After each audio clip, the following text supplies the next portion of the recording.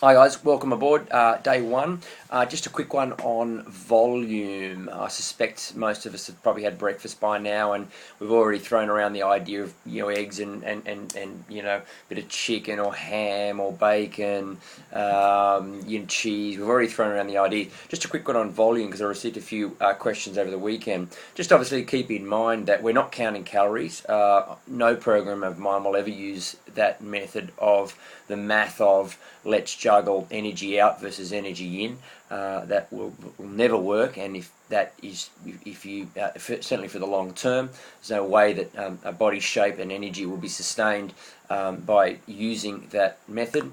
Appetite and metabolism will be affected negatively, certainly after a short period of time, if that's the formula that people are using. So that's out. So in respect to volume, guys, obviously consider at the end of the day, of course, for 1 gram of fat, which certainly occupies the greater percentage of this diet for this week, offers 9 calories, so quite energy dense. Both protein and carbs, obviously, for 1 gram offer 4 calories, so obviously less energy dense. So we're certainly loaded with fairly energy dense food. So as a consequence, the options that you select really don't need to be as great, perhaps, in terms of plate size and occupying your plate bowl as you would often use. So what I want you to do is sort of err on the lower side if you can of volume, and let's just see how we respond. So if you get to midday in day one, as in today, and you're really hungry at 10 or 11, then the likelihood is that volume wasn't quite enough.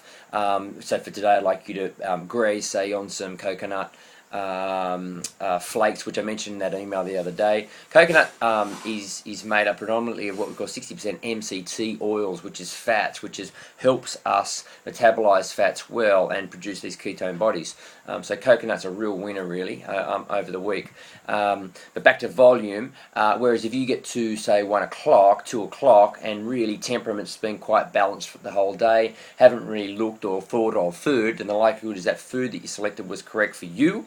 Everyone obviously metabolizes calories a little differently, and equally the volume equally was right for you. So that's perfect in the pocket. Last one, guys, just on sleep. If you wake tomorrow morning and beat your alarm, say by an hour, half an hour, say, and you wake yet you're not tired, then that's a good sign. That means things are starting to happen.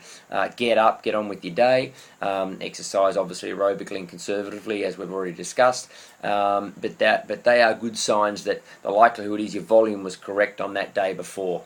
All right, day one done. Speak to you tomorrow.